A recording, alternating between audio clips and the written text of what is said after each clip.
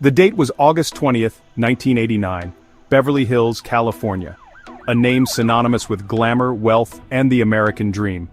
Yet, on this balmy Sunday evening, the dream curdled into a horrifying nightmare within the stately walls of the Menendez family mansion on Elm Drive. José Menendez, a successful entertainment executive, and his wife, Kitty Menendez, a former beauty queen, were found dead.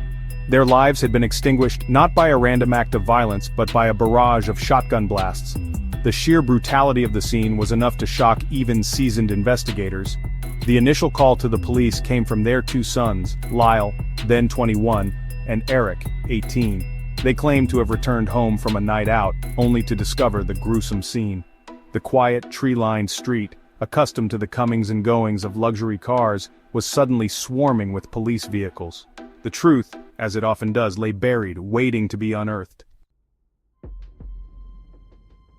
In the days and weeks following the horrific murders, Lyle and Erik Menendez played the part of bereaved sons. They appeared distraught, leaning on friends and family for support. They spoke of their love for their parents and their bewilderment at the savage act that had torn their family apart.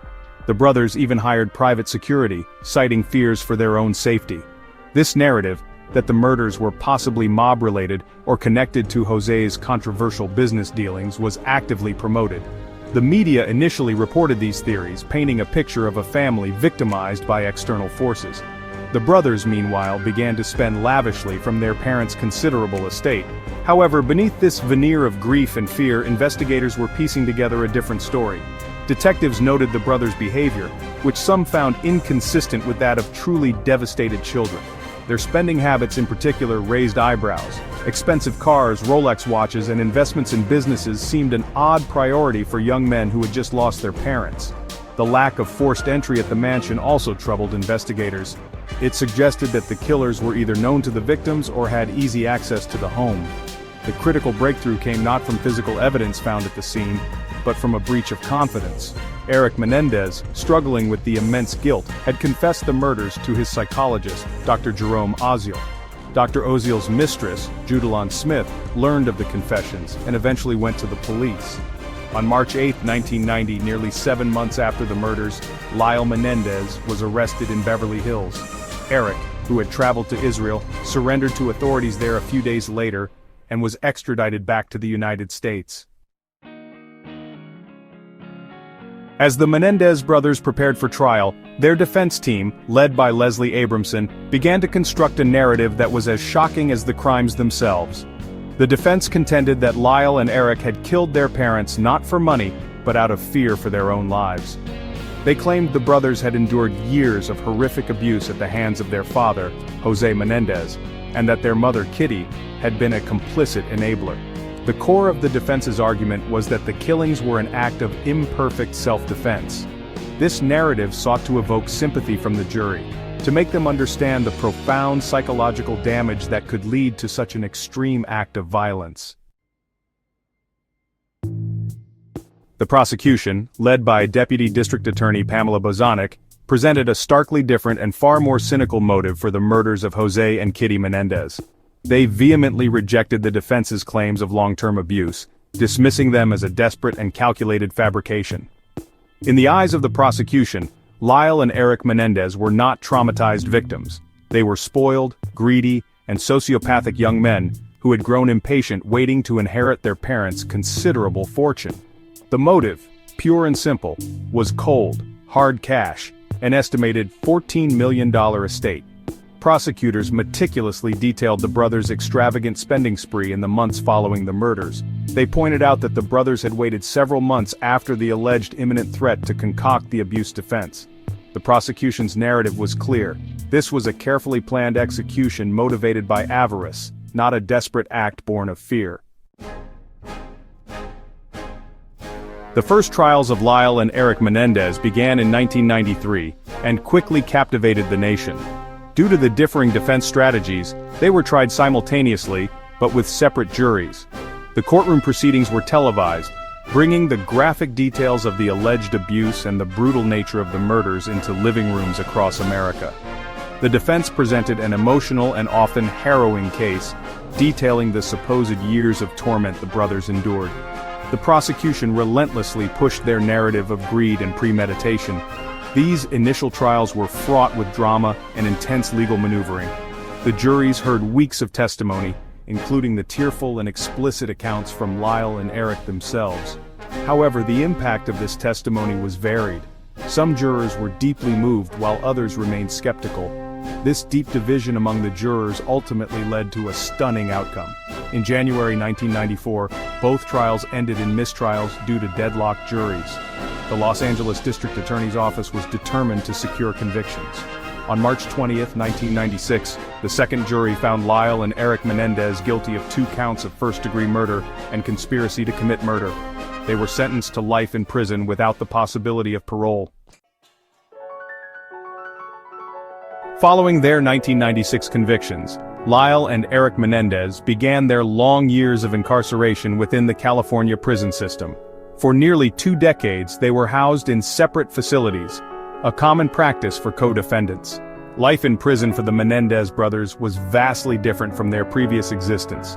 They adapted to the rigid routines, the loss of freedom, and the constant presence of violence and authority. Reports indicated that both brothers engaged in prison programs, pursued education, and largely avoided disciplinary problems. Despite their separation, the bond between them reportedly remained, sustained through letters and occasional heavily restricted communications. Their case continued to linger in the public consciousness. The brothers' legal teams pursued various appeals over the years, though none were successful in overturning their convictions or sentences. A significant development occurred in 2018. After more than 2 decades of being housed in separate prisons, Lyle and Erik Menendez were reunited. Lyle was transferred to the R.J. Donovan Correctional Facility in San Diego, where Erik was already incarcerated. This reunion was reportedly emotional for the brothers, allowing them to support each other directly for the first time since before their arrests. This change in their circumstances marked a personal milestone in their long imprisonment. The seemingly immutable fate of Lyle and Erik Menendez began to shift dramatically in the 2020s. A significant turning point arrived in October 2024, when then Los Angeles District Attorney George Gascon recommended that the brothers be resentenced. Gascon's office cited their exemplary behavior during their decades in prison and argued they should be considered for sentences of 50 years to life. On May 13, 2025, Superior Court Judge Michael Gisick resentenced Lyle and Erik Menendez to 50 years to life in prison.